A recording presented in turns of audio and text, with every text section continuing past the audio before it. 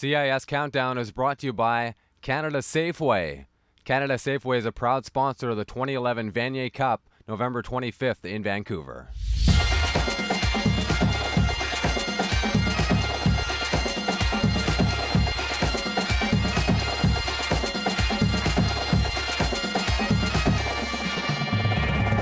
Would there be joy in Mudville, also known as Vancouver?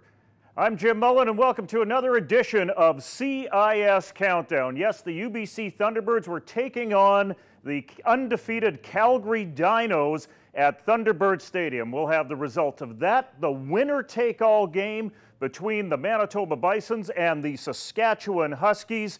We'll have the battle for second place in Quebec, but first of all, let's go to the Ontario playoffs with Mr. Andrew Wadden. Thanks, Jim. The OUA playoffs got started over the weekend. Two first-round matchups were on the docket, with Ottawa hosting Windsor in the one quarterfinal. Queens played host to Laurier, which is where we'll begin. The Golden Hawks looking for revenge after getting stomped by the Golden Gales 58-35 back in September. Gales starting QB Billy McPhee in plain clothes for this one. That meant Ryan Mitchell got the start at pivot. Queens gets a scare early in the first. Watch the bottom of your screen as Ryan Gramberg goes for a block and seems to take a kick to his calf. The nation's leading rusher was down for a while, leaving the field without putting weight on his leg. But the good thing is he did return. Fast forward to the third Q, Laurier evens the score at 7 with this Ronnie Pfeffer 17-yard field goal. But on the Gales' next series, they respond. Mitchell on play action connects with Justin Chapdelaine for a 19-yard pickup, and Queens is marching. 4 plays later, Mitchell connects with Tom Howes, and check out the spin move, and then Howes drops the boom. Picks up 11 yards there. A few plays later on 3rd and goal, Queens goes for it, and it's Granberg who punches in the game's first touchdown, and the Golden Gales sideline erupts. They take a 14-7 lead. On the Golden Hawks' next series, QB Shane Kelly finds Isaac Dell for a quick 11 yards. Then, on 2nd and 20, Kelly zips one to Mark Surya, but he only picks up 12 yards on the play, so Ronnie Pfeffer comes out and boots a 24-yarder. Laurier down just 4 now, but just 4:18 remains on the clock, and the Gales use that little time to their advantage to escape with a 14-10 win. Laurier's season comes to a close, as does the career of Dylan Heap, the nation's all-time leader for punt return yardage. Ryan Mitchell with a stellar performance for Queens in replacement of Billy McPhee, tossing 272 yards, connecting on 23 of 38 passes. Granberg goes for 76 yards on the ground, picking up the game's lone touchdown. The Golden Gales are off to the OUA semifinals. In the other quarterfinal matchup, the surprising Windsor Lancers went into Ottawa and handed the GGs a beatdown with a 50-33 win. Lancers QB Adam Kennedy with a magnificent performance, tossing 429 yards and 5 touchdowns. 4 different receivers hauling in the scores there. The Lancers will be in tough this weekend when they face Western in the OUA semifinal. With the Lancers win, Queens gets McMaster in the other semi. Out west, still lots to be determined heading into the final weekend of the regular season. UBC is trying to secure its first home playoff date in 12 years, while the Calgary Dinos are in search of their first ever perfect season. But we'll start with the biggest game in the CW, which happened in Manitoba. The Bisons hosting the Regina Rams. The winner goes on to the Canada West playoffs, while the loser, well, they go home. Manitoba playing its last game at University Stadium, and head coach Brian Doby brought out his throwback jersey for this one. 5 minutes in, the Bisons punting from deep in their own end, and Jorgen Hoos comes flying in for the block. Steven Famulak picks up the loose ball and takes it in for the special teams score. 7-zip Rammers. Right before the end of the first, Zach Olenek airs it out for Brandon Owens, who stretches out to make a phenomenal catch, one that T.O. would be proud of. On the same drive, Olenek scrambles, looks left, looks right, then back to his left, where he finds Adrian Charles for the major. Rams up 15. Bison's next possession, Khalil Williams calls his own number and takes it in for the QB sneak. Bisons are now on the board. It's 15-7. Manitoba gets it back to the 1, and it's Anthony Coombs this time who takes it in. The Bisons cut the Regina lead to 1. It's now 15-14. Before the half, the Rams look to respond, but Olenek gets forced out of the pocket and throws a pick over the middle. Williams tries to do something with the turnover, but he too throws an INT. Mike Kerr with the grab at the goal line. He goes off to the races, slicing his way through the Bison's front line. Looks like he's gone, but he's caught by the speedy Coombs at the 30. That sets up this 6-yard touchdown run from who else? Adrian Charles. Rams now with a 22-14 lead. Third Q now, and Williams trying to march his team downfield, but he gets picked once again, this time by Chris Stuke. Williams' third interception on the day. He finishes the game with 4 in total, and that would be the straw that broke the Bison's back as the Regina Rams are in the playoffs with a 31-22 win. Olenek goes for 16 of 27 for 187 yards and 1 touchdown. Adrian Charles has 2 scores on the day, 1 on the ground and 1 in the air. The Rams will now travel to Calgary for a Saturday matchup with the Dinos. Keeping with those Dinos, they put their undefeated record on the line at Thunderbird Stadium facing number 7 UBC. And it's the home side that gets off to the hot start. Green from shotgun, scans, will throw long, he's got a man open, and Mitch Schuster has it, and he is into the end zone. Touchdown, UBC! Our very own Jim Mullen with the call. UBC scores on its first drive just 1 minute and 3 seconds into the game. The T-Birds have come out swinging. Next UBC possession, Green does it with his legs. The leading rusher among CIS quarterbacks finds a couple of creases, has some open space, and takes it 38 yards all the way down to Calgary 16. 2 plays later, Green uses his arm to beat Dino's D, firing a strike to Spencer Betts. He dives towards the goal line, just crosses the plane. Touchdown Thunderbirds, and they lead the number 1 ranked Dinos 14-0 just 5 minutes into the game. But the defending Canada West champions respond. Calgary drives the ball 75 yards, and Eric Dulesky finishes off with a 9-yard pass to Richard Snyder to cut the UBC lead to 1 score. It's now 14-7 after 1. In the second, the Dinos, after starting on their own 6, got a huge run from Stephen Lumbala. He breaks through almost the entire UBC secondary for a 50-yard run down to the 10-yard line as Calgary looks to tie the game. 2 plays later, they do cash it in. Dulesky shows his athleticism, escaping from the rush, buys himself some time, spotting Chris Dobko at the back of the end zone. Back-to-back scores for the Dinos. Suddenly, it's 14-14. We got a ball game. After T-Bird's field goal, Dulesky scrambling again, but this time he can't find anybody open, so he just takes it himself. He's got some daylight and makes his way into the end zone. No one really even touches him. Caps off another 75-yard drive for the visitors. It's now 21-17, but there's still time before the half. Under a minute to go, and Green airs it out, finds David Scott wide open at the goal line. He scores with ease, and the Thunderbirds take a 24-21 lead into the locker room. Now in the fourth, UBC gets it to the 2-yard line where Green threads it for Jordan Grieve, his first touchdown of the game. That makes it 36-21 T-Bird advantage, and they go on to earn the victory, clinching that home playoff game while spoiling Blake Neal's perfect season. UBC quarterback Billy Green has another monster day, throwing 421 yards and 4 touchdowns to finish as the top passer in the CIS. Green will be a strong candidate for the Heck Creighton Award as the nation's best player. Meanwhile, Eric Dulesky tosses for 239 yards and a couple scores. Chris Dobko led all receivers on the day with 142 yards receiving. Dino's stellar back Stephen Lumbala rushes for 81 yards. This Friday, Calgary will host Regina in the 1 Canada West semifinal, while on Saturday, UBC welcomes Saskatchewan in Thunderbird Stadium's first playoff game since 1999. You can catch both games here on Shaw.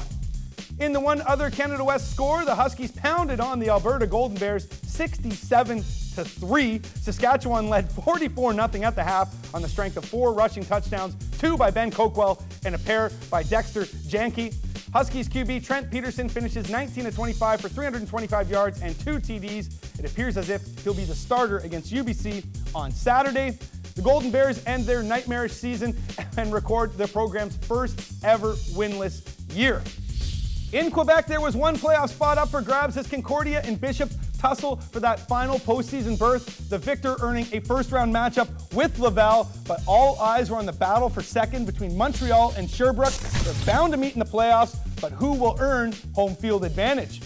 The visitors in green and gold get off to a quick start. 3 minutes in, Jeremy Doyen Rock throws it up for Ishmael La Bamba, who makes the grab with the defender on them. The Vere Or up 7-0 right off the hop. Later in the first, Sherbrooke punting away, and Montreal returner Alexander Fortier Labonte bobbles the ball. He puts it on the ground, and the Vere Or are right there to recover. Sean Jaguar picks it up. They have it now inside the 25. The visitors get it back down to the 1, and Rock hands it to Benny Jock. The Rock-Jock combination puts Sherbrooke up 14-1 after a quarter. Then it's the Vere Or defense making plays. Caravan's QB Alexander Nadeau-Pauise throws this errant pass. It's picked up by David Bouche, and he's off to the races. He cuts to the inside, then back out towards the sidelines. Bouche goes for 72 yards for the pick 6. They're up 3 scores at the half. Huge play for the Greenies. Skip to the fourth quarter, and Montreal finally gets something positive going their way. Pauise rolls out, connects with Matthew Labelle for a 12-yard score, and the Carabins are within 2 touchdowns with 6 minutes to go. Montreal looking for another TD. They go for it on 3rd and goal. Pauise gives the rock to Rotrin Sene, but the Vere Or swarm him to snuff out the drive. The Carabins get nothing. Huge play in the game. They've earned that home field advantage on Saturday against the same Carabins in the other Quebec semifinal. Rock goes 20 of 32 for 171 yards and 2 touchdowns, while Simon Charbonneau catches 7 passes for 116 yards. Jock runs for 52 yards and that 1 score for Montreal. Pauise throws for 299 yards, 2 touchdowns, and those 2 costly picks. The other semifinal matchup will see Laval host Concordia. The Stingers took care of their business over the weekend, beating McGill 58-30 to make the postseason. It was close at the half, with Concordia holding a slim 2017 lead, but they would pull away in the third with 4 touchdown passes by Reed Quest to seal the win. The team they'll meet, the Rouge et Or, beat up on Bishops 37-15. Laval got up 25-0 in the first quarter on the strength of 2 rushing touchdowns by Sebastian Lavac and 1 by QB Bruno Prudhomme. Jordan Heather throws for 365 yards, finishing 2nd in the nation. He also broke the Bishops single-season record with 2,514 yards on the season. As always, we'll wrap things up in the AUS. Playoff positions were already in place going into the final week of the season. Acadia, who already earned a bye to the Loney Bowl, capped off its season with a 34-15 win over St. FX. The X-Men will face St. Mary's in Saturday's AUS semifinal. Speaking of those Huskies, they finished off their season in style, spanking Mount Allison 59-21. Jack Creighton tossing 4 scores on just 9 of 15 passing. Craig Leger earns 151 yards on the ground, while his teammate in the backfield, Devin Jones, racks up 123 yards and 2 touchdowns. Mount Allison puts up another donut on year. That's the 5th time since 2000 that the Mounties have gone 0-4 on a season. Jim, so much for my prediction on the Windsor-Ottawa game being possibly the best game of the season. However, with the way things shook down this week around the CIS, it looks as if the Vanier Cup could be anybody's to win. No more predictions from you, Wadden. When we come back, we'll make some predictions on the Canada West playoffs. You are watching CIS Countdown.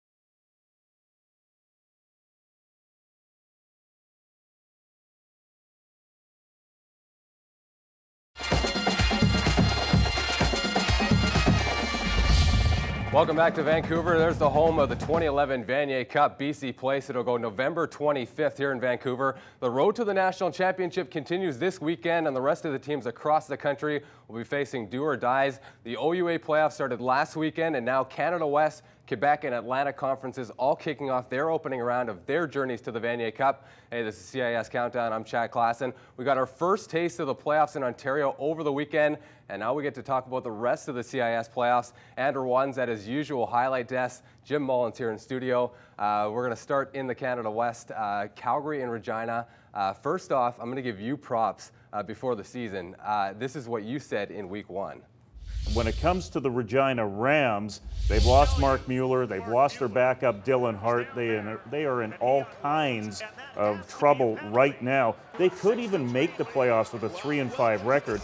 Yes, the Regina Rams, starting at 0-3, they make the playoffs at 3-5. Just as you said, they get the Calgary Dinos coming up this weekend on Friday night here on Shaw. Just talk about their chances in this football game at McMahon Stadium. Well, let's take a look at the Regina Rams. I think one of the reasons why I went out on the limb and said that about the Rams was because they have so many 4th and 5th year guys, especially on the defensive side of the ball. Their defense is number 1 in yards surrendered against. They're a fantastic defense, tops in the conference. One of the reasons for that is the interior of their line with Charles and Hicks. They are twin towers in the middle of that front 7. You have a dime back like Steve Famulak who can come in, tip passes, make interceptions, make big plays. So the Calgary offense has a challenge in front of them facing this Regina defense. The question is whether or not Regina can move the ball with a 4th-string quarterback. Yeah, the Rams lost 51-1 in Week 3. That dropped them to 0-3 at McMahon Stadium. Then it was Frankie Gray, the 3rd stringer. This time they finally got some stability at quarterback with Zach Olenek. Can that make the difference as far as challenging the Dinos? Well, I would think that it really comes down to whether or not they manage the ball well. When the Regina Rams win, it's because they do not give up the football and they win the turnover battle. They finished 4th in the standings. They were 4th in the turnover margin, the giveaway and takeaway. Calgary was a +14 on the year. That's why they're number 1. So it comes down to Olenek managing the ball and the special teams forcing some turnovers, I think, maybe a block punt here or there. They certainly won't do it with their return game. And if the Regina Rams can do that, they can keep it close. But, man, you can't bet against Calgary at McMahon Stadium. Andrew, we saw the Dinos drop their first of the season here at UBC. What are you thinking of the game this weekend against Regina? Oh, I think it's exactly what Jim said, really. I mean, it's going to come down to 2 things. Regina's defense, Calgary's offense. We do know that Regina's got Adrian Charles on their offense, so they do have a good rusher. We do know that Stephen Lambella and Matt Walter are also there for Calgary.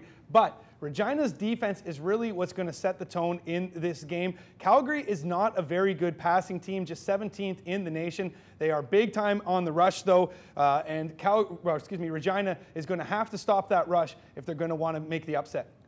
Yeah, absolutely. The 3-pronged attack for Calgary is going to be a big factor in that game. Let's go closer to home. UBC hosts their first playoff game since 1999. The Huskies are in town. You're going to be calling that game. You're going to be in Calgary on Friday and then calling the game on Saturday. Busy boy. UBC, they haven't won a playoff game in a long time, haven't hosted in a long time. What are you thinking of this one? I think there's a lot of pressure on the UBC Thunderbirds coming into this game. I think the pressure's all off the Saskatchewan Huskies rolling into here on the road. Certainly a confidence builder for the Huskies with that 67 points that they put up on the board against the Alberta Golden Bears. Especially a confidence builder for Trent Peterson, who may or may not be the starting quarterback for Saskatchewan. Saskatchewan had great success against the UBC Thunderbirds at Griffith Stadium when they went away from Peterson and put Jelani Gilbert-Norn into the game because, as we know, UBC's not very solid against the run. When I tried to fix a favorite on this game, I couldn't come up with one. I think this game is even. I think it's going to be one of the most exciting games of the year, Chad, and I can hardly wait until we get a chance to call this one. Andrew, is this one going to be the best in the CIS this year? I already thought I pulled that card out last week. I'll use it again, though. Yeah, I do think it's going to be the best game of the weekend, of the year. I'm not too sure. Saskatchewan, though, in my opinion, I think they're going to pull the upset here. Really, UBC is going to be pumped to have their first playoff game since 1999. But Saskatchewan just seems to have their number. And remember, 2 of their 3 losses this year came against Calgary. So you take away those losses, and they're a pretty tough team to beat. Couple of points about that, though. Sean Olsen has had the number of the Saskatchewan defense over the years. You go back to some upsets that SFU was pulled off on the road when he was the offensive coordinator there. Those are big upsets in the playoffs and an upset in the regular season last year at Griffith Stadium. Another thing to consider here, Billy Green against the teams that count. Against Calgary and against Saskatchewan, this is a guy who has averaged over 365 yards passing against those teams, and he averages 285 yards passing against the losing teams in the Canada West. So he is big game Billy coming into this one, and if Billy Green can put the Thunderbirds on his shoulders, I think the Thunderbirds pull this one out. Jim, they've struggled. UBC struggled with their running game in the last couple weeks. Is that going to be a bend or break kind of scenario for UBC if they're going to lose this game? I think they were adequate against the Calgary Dinos in their win over the previously undefeated #1 team in the country. And I think one of the reasons for that is that Calgary decided in the first half of that game to really focus on their passing game.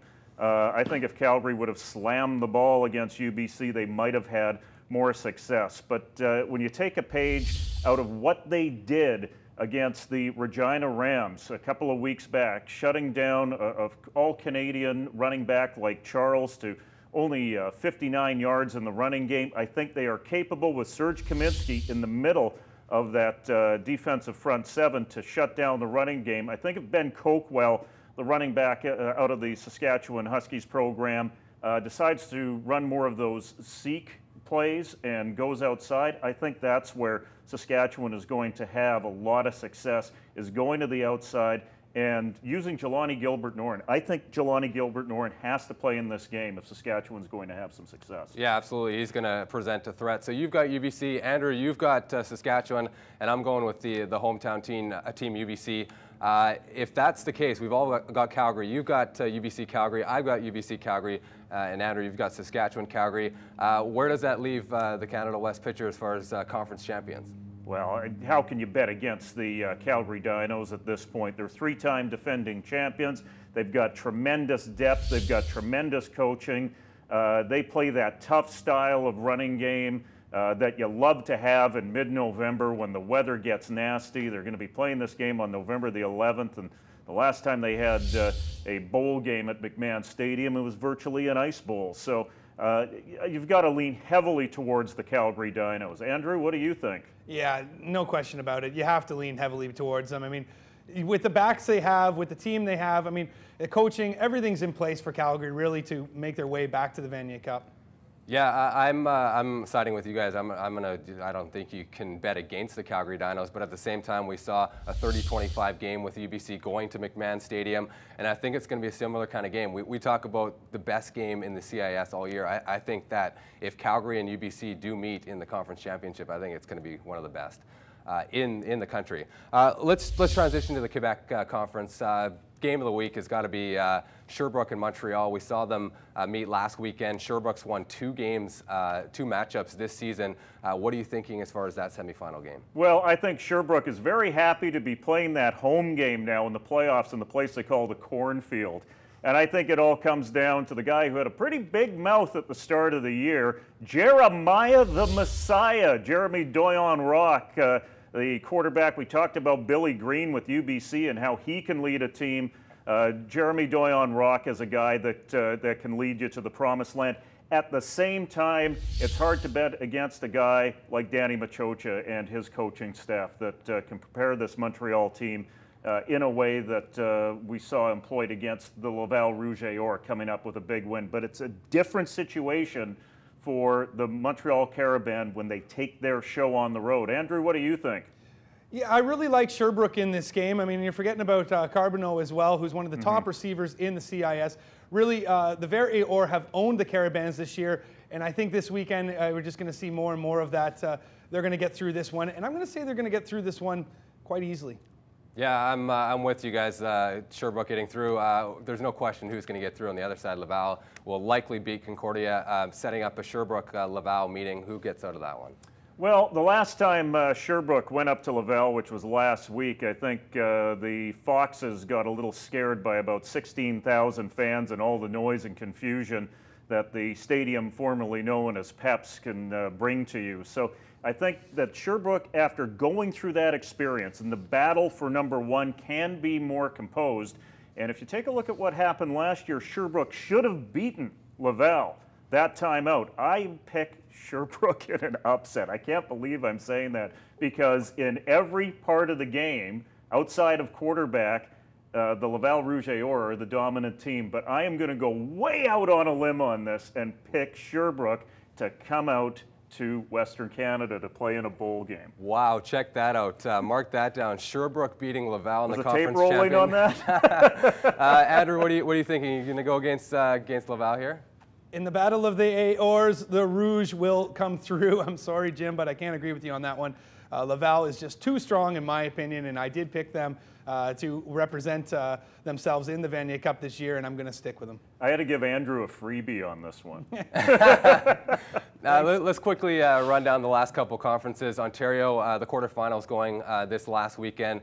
Now we get a matchup of Windsor, who have been great all year. The surprise team of the season. They go into Western. Donnie Marshall still questionable. Can Windsor pull off the upset here? I think they can with their quarterback Kennedy. I think it's a possibility that they could pull off the upset. I think Donnie Marshall's going to be ready for that game, though, and I think we're going to see a very different Western Ontario team than the last edition of Western Ontario, who essentially dressed 11 starters but kind of parked them on the shelf. So I picked Western in a game that is going to be a lot closer than people expect. Queens and McMaster is the other semifinal game. Andrew, what are you thinking here? You had the pleasure of sitting through that 14-10 Queens win over Laurier. What are you thinking in this one? You know, last week, I don't think we really saw the real Golden Gales team, of course, with Billy McPhee not at pivot. And Ryan Mitchell came in and did a decent job, but I think that the Gales have more than what they offered last week against Laurier. However, McMaster is just a stronger team, in my opinion. Of course, Kyle Quinlan there and DeCroce, his favorite receiver. I mean, these guys are a 1-2 combination that are maybe two of the best in the CIS. I'm going to have to give this game to McMaster, but I am going to say that Queens will give them a run. I say McMaster takes off somewhere around the third, maybe late in the fourth to seal the win. We're going to transition finally into the Atlantic playoffs, and pretty much this semifinal can be wrapped up in pretty much one word. Blowout. That's the one word, blowout. Andrew, one word for you. Well, I'll tell you what, it says it right here. It says cakewalk, and that's exactly what it's going to be. Yeah, it's not really going to be a competition. We're going to see St. Mary's pretty much meet Acadia, and if that happens in the conference, Atlantic Conference, what's going to happen there, do you think? Well, earlier this year, I went out on a limb again. At the very start of the season, I said Acadia would catch up to St. Mary's. Sure enough, they did in that win last week, and it's going to be a lot closer this time around. I guess I have to stick to my guns and pick Acadia over SMU. Yeah, that wraps up this week's edition of the playoff discussions. Again, great conversation, and we're getting closer. We're building up to the Vanier Cup. It should be a lot of fun here. Yeah, we're looking forward to it. Sounds good. Now it's time for our final CIS Top 10 football rankings of this regular season. Laval back on top after a 2-week hiatus from the #1 spot. They're rolling once again going into the playoffs. Calgary finishes second on the list after their first loss against UBC on Saturday. Thunderbirds jumped to #6 after that big win over the previously unbeaten Dinos. The teams that had the playoff byes over the weekend, Western and McMaster, come in at 3 and 4. Sherbrooke moves up one spot to #5 after clinching that home playoff date against Montreal. Before we leave you here, just want to remind you of the marquee playoff games to watch for this weekend. It's a doubleheader weekend. Shaw will be in Calgary on Friday, where the Dinos host the Regina Rams. Then on Saturday, the Trucks will be at Thunderbird Stadium, where UBC welcomes Saskatchewan. The Score also has an OUA doubleheader this weekend, with Windsor going to Western to face the Mustangs. And the late game has McMaster hosting Queens, a rematch of last year's OUA quarterfinal that the Marauders took 40-19. And in Quebec, it's the rematch between the Caravans and Vert et Or. This time it's in Sherbrooke, and Laval hosts Concordia. That's all the time we have for here on CIS Countdown. On behalf of everyone working here on the show, I'm Chad Klassen. Enjoy the playoff games this weekend. We'll see you back here in 7 days.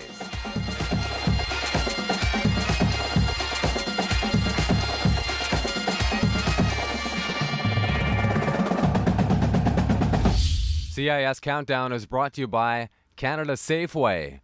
Canada Safeway is a proud sponsor of the 2011 Vanier Cup, November 25th in Vancouver.